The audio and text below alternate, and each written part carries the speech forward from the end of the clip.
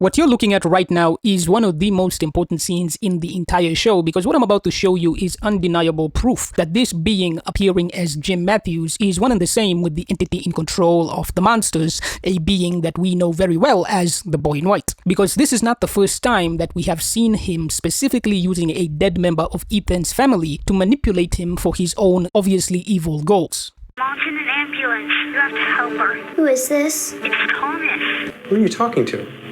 Should be watching Julie and Ethan, You leave my children alone. but they're not your children anymore. This scene with the dead baby on the telephone that was talking to Ethan directly ties into what we see in this moment right here with the clearly already dead Jim Matthews talking to Ethan in so many different ways that it's insane. The very first thing that I want you to notice about this scene with Jim Matthews appearing to Ethan at the RV is that he is capable of physically interacting with Ethan despite making himself look like a ghost. And this is very important for us to understand because it is just one of the many signs showing a very clear connection between this being pretending to be Jim Matthews and the kimono demon. Because just like we see with the Jim Matthews entity, we also repeatedly see the kimono demon choosing to make itself seem like a ghost, but yet it also clearly possesses the ability to touch people, which is the same exact thing that we constantly see from the Boy in White. And this is just one of the many signs of how badly we are being played by the entity in control of the monsters. Because what I really want you to focus on here is how this being pretending to be Jim Matthews specifically asks Ethan about the dream that Ethan had on the night that they arrived into the town where he was trapped in the RV. And this right here is a massive clue given to us by the writers of this show about why this being is obviously just the Boy in White, which is why I want you to pay attention very closely to what is said in this next scene. About the dream. There was this boy, all dressed in white, kept repeating, "Here they come. They come for three." It's laughing at you for setting it free, for bringing it back to town. Here they come. They come for three. This here is a very clear hint that the being pretending to be Jim Matthews is not only one and the same with what we know as the Boy in White, but that it is also the same exact entity that is in control of the monsters. Because what I want you to understand about what's really going on here is that there are only two possible ways that this being pretending to be Jim Matthews could have known that Ethan specifically had a dream about a giant spider coming down from the ceiling and the Lake of Tears. The first possibility is that this being, the Boy in White, who we already know has the power to make himself invisible to specific people whenever and wherever he wants, was literally also in the RV at that same exact moment, and he heard Ethan describing his dream after he physically touched Ethan while being invisible to cause the seizure, just like we see from the man in yellow touching the priest when he was arriving into the town. The second possibility, which is obviously the actual reality, is that the Boy in White himself, just like he did to Elgin, was literally just the same being who inserted the dream of the Lake of Tears into Ethan's brain in the first place. And he did that because the Boy in White, the entity, wants the people of the town to complete the quest. This is the only logical explanation because the entity could have told the Nightwalkers to scratch out the drawings in the underground tunnels, but he obviously never did. And the reason is simple. He always wanted the people of the town to see them. Just like he didn't order the Nightwalkers to take down the bottles on the bottle trees because he wanted to use them as a smokescreen to implant fake memories of Jade and Tabitha being reincarnated into their brains. And this is why what I'm about to show you matters so much for us to even be able to start to understand the absolutely insane levels of manipulation happening to the people living in this town. Victor was there. When I hugged him, I felt like Miranda was there. I don't know how to explain it, but she was trying to tell me something. She took me back to the night it happened, the night she went to the tree. I could feel her in that room. Now, this scene right here is the golden goose for us to even start to comprehend just how badly we are being played by the entity in control of the monsters, also known as the Boy in White. Because what I want you to pay attention to the most here is that Tabitha says she could feel Victor's mom in the room with her when she was having the vision of Victor's mom's death after she started hugging Victor in the root cellar, and that Tabitha could feel that she wanted to tell her something. The reason why this matters is that it was not Victor's mom. It was the kimono demon. Because this scene where Tabitha remembers Victor's mom's death happens right after we saw the kimono holding down Fatima in the secret room of the root cellar. It's immediately after that happened that we saw Tabitha walking into the root cellar, and then she started having the vision of Victor's mom's death. Basically, what I'm saying is that no one in this entire town is a reincarnation of anybody. It is the entity himself, the boy in white, who keeps implanting visions, dreams, and fake memories into their brains so that he can manipulate them into going to the Lake of Tears so that they can supposedly complete the quest.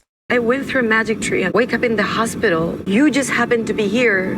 No. We're not reincarnated, are we? It's just more of this place. She was the one who had been chosen to free the children. But you've been chosen now too. How did you get out?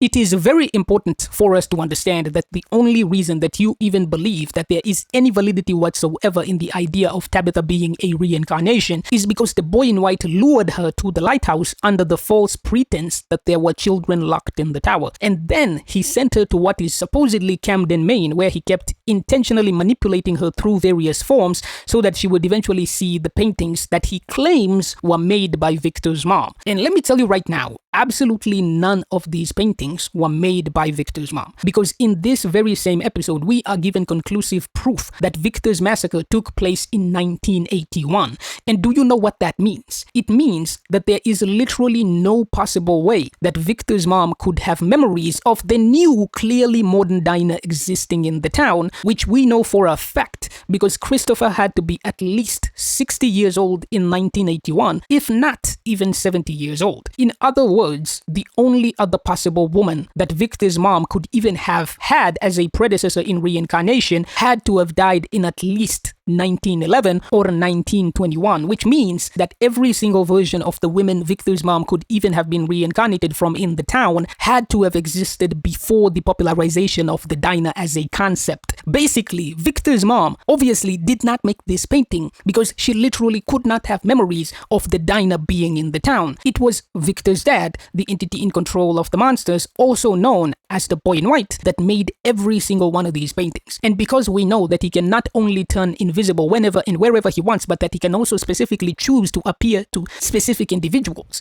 it means that he was literally right there watching as Smiley was taking out Victor's mom, which explains how he was able to implant that vision into Tabitha's brain while she was in the root cellar. More than likely, Tabitha never even left Fromland in the first place, and she was probably in the tunnels where the monsters have been sleeping in this entire time. And this brings me to why the entity is so desperate to convince the people of the town to complete the quest, and the obvious reason why he's going to start appearing as Jim Matthews' ghost and claiming that they have to get to the Lake of Tears in order to save the children that were supposedly sacrificed by the Nightwalkers. They said they wanted to help, that they'd been here a long time. They said they were just like us. And they'd been waiting for someone to come, someone who could help them. Help them do what? Help them go home. Help them escape.